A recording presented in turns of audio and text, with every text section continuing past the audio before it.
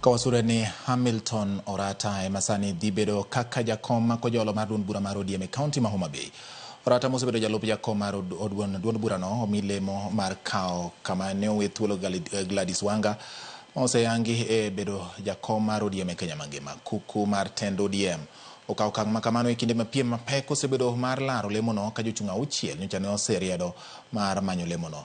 Kaluwore gi lendo ma kamano, tend od bura mar kaunti ma Homabay opoyo gwelo mar Orata ne lemono kendo singo mar sire lwedo. Kotelnegi kod spika mar od burano gijiwo josiasa mondo duok chien liet ma osebedo kaneno mar laro lemono.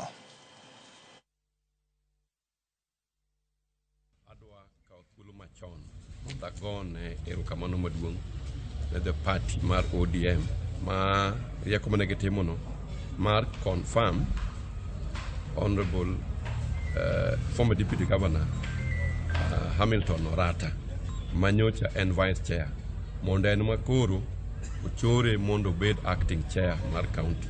Gima da kwayo ni kapok otim elections jowa manosewuok oko dwaro gini ko let us support the decision of the party make mondo party omed bedo stronger. Sadwa kwayo all MPs, woman rep to gi senator ma Homabay ne wan kaka county assembly ng'ato ka ng'ato ne nigi interest ne kendo ne une mane ubedo supported.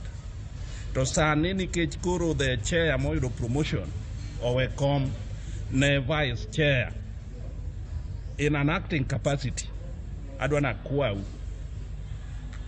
wa support uru jaduong' Hamilton Orata mondo tawa gidado na kaw thuolo ni mondo mi congratulate no yud thuolo mondo mi oriyo party nikech piny no oseyiech koni gi kocha. Decision ma party osekawo no wan wa support fully, but pachwa gombo wa mar ne Sir Charles obed jakom koluong yiero to chieng' moro pod wabiro mana gole kwa wuoyo gi other regions machalo kaka jo milambo mondo waket Sir Charles Ong'ondo were.